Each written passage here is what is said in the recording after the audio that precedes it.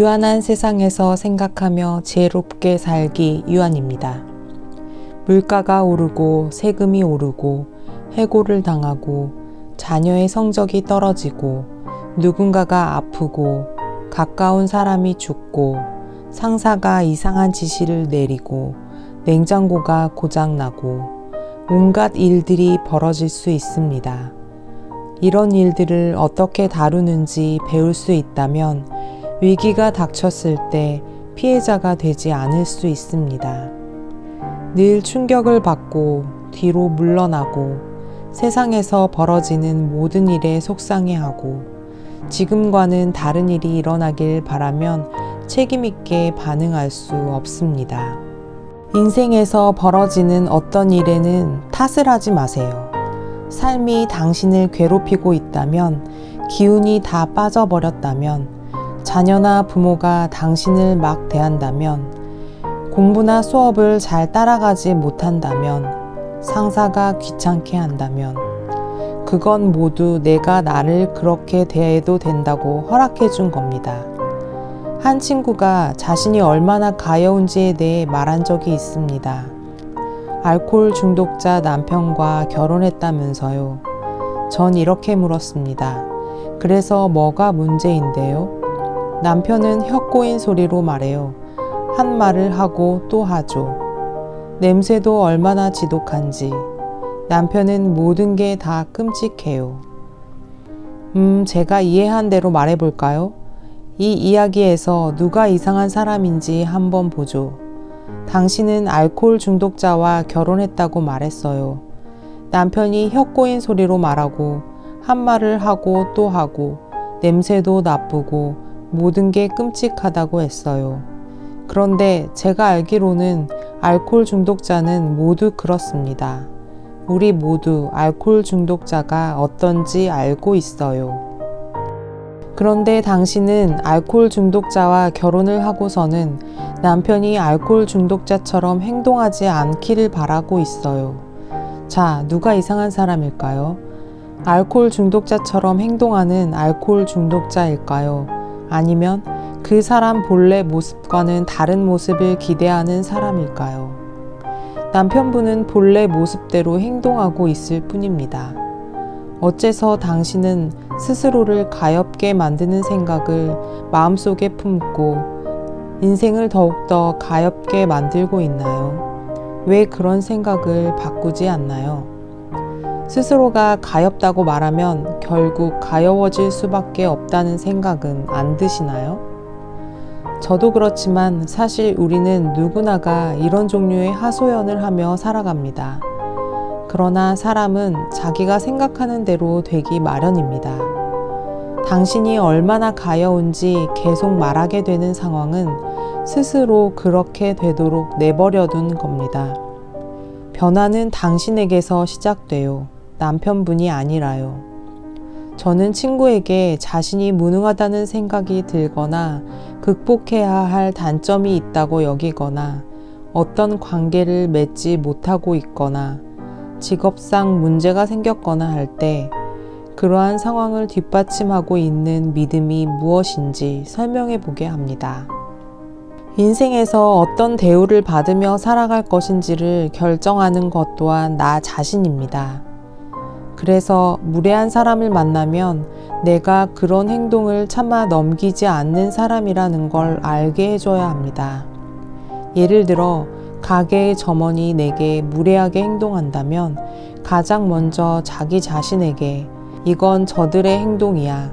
이건 저들이 책임져야 해. 라고 말해줍니다. 그러고 나서 저 같은 경우는 약간의 친절함을 담아 대응합니다. 이것이 잘 되지 않으면 다른 직원에게 가거나 매니저를 부르게 해서 그 상황에서 빠져나옵니다. 그 자리에서 버티며 물리적, 정신적, 지적, 영적으로 누군가에게 괄시를 받지 않습니다. 그런 일이 일어나게 두는 것은 그 사람이 나를 그런 방식으로 대하도록 허락해주는 일이기 때문입니다. 놀랍게도 대부분의 경우 친절과 애정을 담아 행동하면 사람들은 당신을 무례하게 대해선 안 된다고 생각하게 됩니다. 이런 식으로 해도 안 되면 B안을 해보고 그래도 안 되면 C안, D안으로 넘어가세요. 이런 계획은 모두 인간으로서 자신이 어떤 사람인지에 대한 내적 믿음에서 나옵니다. 스스로를 무척이나 가치 있는 사람이라고 생각하면 누구도 당신을 함부로 대하지 않게 됩니다. 예를 들어 무척이나 아름다운 100만 달러짜리 꽃병이 집에 있다고 생각해 봅시다. 당연히 함부로 다루지 않겠죠. 그 꽃병으로 캐치볼을 하지도 않을 것이고 바닥에 던지지도 않을 거예요. 행여 흠이라도 날까 싶어 안전한 곳에 두겠죠. 당신도 이와 다를 바 없습니다. 스스로가 무척이나 가치 있고 중요한 사람이라 생각하고 인간으로서 의미를 부여하면 절대로 누구도 당신을 함부로 하지 못할 겁니다. 대부분 자신을 함부로 대하는 건 그러니까 담배를 피우고 마구 먹어대고 알코올 중독에 빠지는 건 난 아무 가치도 없으니 막 다뤄도 된다는 스스로에 대한 믿음에서 기인합니다. 그런데 외롭다고 느끼는 사람들도 대부분 이런 식입니다. 그 자신이 홀로 있는 사람을 좋아하지 않아요. 홀로 있는 사람을 좋게 느낀다면 홀로 있는 것이 절대로 외롭지 않습니다. 오히려 아주 멋진 일이죠. 당신이 지금 그토록 멋진 사람과 함께 있을 기회를 얻은 겁니다. 하지만 홀로 있는 사람을 불쌍하게 여기거나 받아들이기 힘든 사람이라고 생각한다면 당신은 늘 빈자리를 채워줄 다른 누군가를 찾아다닐 겁니다. 자기 자신을 좋아하지 않으며 자랐다고 상상해 보세요. 그 자아는 내가 어디를 가든 함께 갑니다. 실제로 많은 사람들이 그렇게 하고 있어요. 무척이나 어리석은 짓이죠. 나라는 사람은 전적으로 내가 믿기로 한 것에 따라 만들어집니다.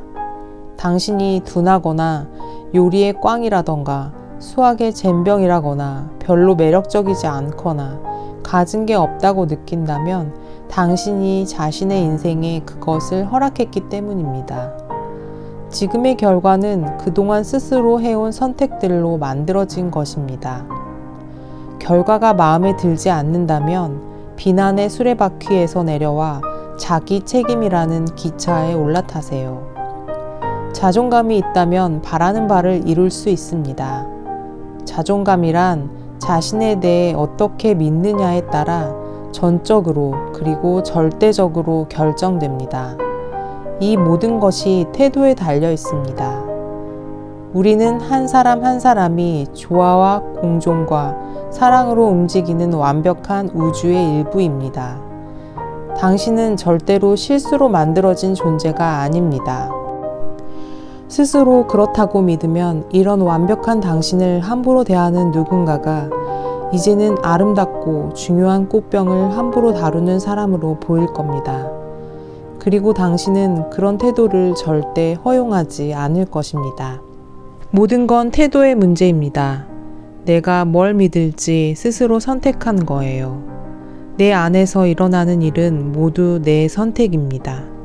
삶에서 일어나는 모든 일, 나를 가로막는 일, 계속 내 역할을 하지 못하게 방해하고 목표에 도달하지 못하게 하는 일들은 나 자신이 선택하는 겁니다. 모두 내 선택이에요.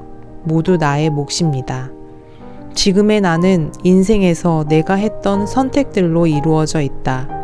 이 말은 아무리 강조해도 절대로 지나치지 않습니다.